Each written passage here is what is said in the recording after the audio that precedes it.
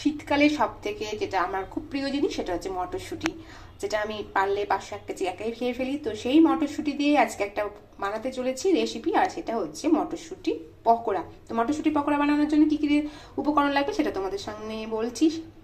মটরশুঁটি দেখতেই পাচ্ছ অলরেডি আমার আগে থেকেই পেস্ট করা রয়েছে।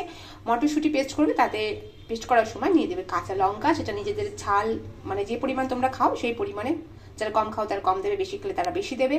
তো দেখো অলরেডি আমার পেস্ট করা হয়ে গেছে, আর পেস্টটা আমি একটু আগেই করে নিয়েছিলাম, তারা হয়েছে বললাম তোমাদের সঙ্গে শেয়ার করা হয়নি। তো পেস্টটা কোনো ব্যাপার না, অলরেডি দেখো দেখতে পাচ্ছ মটরশুঁটি পেস্ট করা হয়ে গেছে। আর তাতে আমি দিয়ে দিয়েছি পরিমাণ মতো লবণ, আর একটু দিয়েছি পেঁয়াজ কুচি, আর দেখো এখানে নিয়ে নিয়েছি আমি পরিমাণ মতো হলুদ,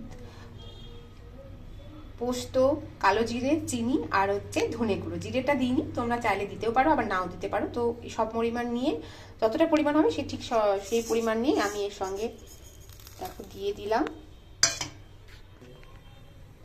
আর অল্প পরিমাণে নিয়ে নিয়েছি দেখো চালের গুঁড়ো।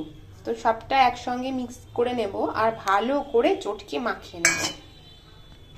তো এখন চটকে মাখিয়ে নিই ভালো করে, একদম একটু শক্ত করেই মাখাতে হবে যেন ছড়িয়ে না যায় তেলে, তাহলে কিন্তু খেতে ভালো লাগবে না। যদি চালের পরিমাণ মনে হয় তোমাদের কম হয়েছে তাহলে অবশ্যই আবার একটু অ্যাড করে নেবে। ভালো করে চটকানোর পরে দেখো এরকম ভাবে শেপ দিয়ে নিয়েছি, আর এদিকে কড়াইয়ে দিয়ে দিয়েছি তেল, অবভিয়াসলি রিফাইন অয়েল দিয়ে ভাজবে। আর তেল গরম হয়ে গেছে, এখন আমি একটা একটা করে ছেড়ে দেবো। তেলটা বেশ ভালোই গরম হয়ে গেছে, আমি এখন একটা একটা করে ছেড়ে দিচ্ছি। প্রথমে একটু গরম হিটে দিবে, তেলটা গরম হয়ে গেলে তারপরে সিমে দিয়ে একটা একটা করে ভেজে নেবে।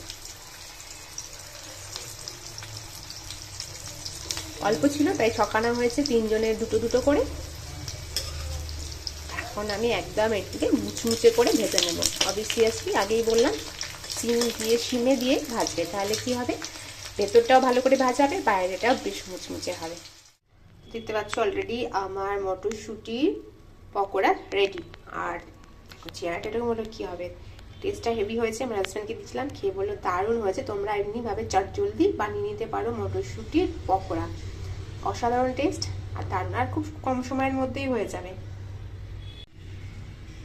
আর গরম গরম এটা দারুণ লাগে খেতে, সেটা তুমি চায়ের সঙ্গেও খেতে পারো, এমনি ভাতের সঙ্গেও খেতে পারো, কিন্তু গরম খেলে একটা অসাধারণ স্বাদ।